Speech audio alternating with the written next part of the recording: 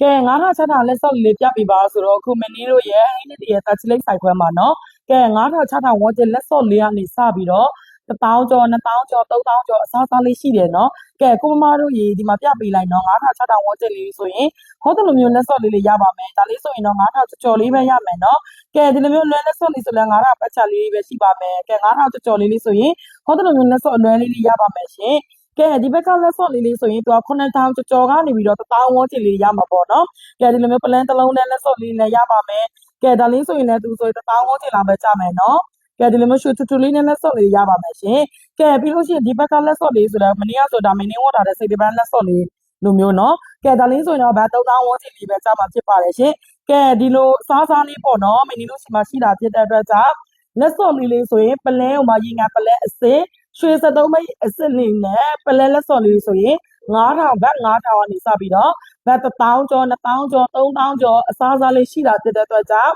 မင်းတို့ရဲ့ဟိနေဒီတာချီလေးစိုက်ခွဲဖြစ်တဲ့အမတ်3မြင်းဆောင်ရှင်းမကာဟိုခန်းရက်ကွက်ဘိုးချုပ်လမ်းမပေါ်ပြီးတော့ပင်လယ်စာမျိုးတို့ရဲ့အရှိတက်မှာအခုပွက်လက်ထားတဲ့အမတ်9ဟိနေဒီတာချီလေးစိုက်ခွဲကိုအမြန်ဆုံးလမ်းလာခဲ့ဖို့ဖိတ်ခေါ်လိုက်ပါတယ်ရှင်ကဲကိုမမတို့တာချီလေးမြို့တန်းမှာနေတဲ့မမတွေဆိုလဲနော်ဒီ TikTok ရဲ့ Messenger ကနေပဲဖြစ်ဖြစ်မင်းတို့ရဲ့ဟိနေဒီရဲ့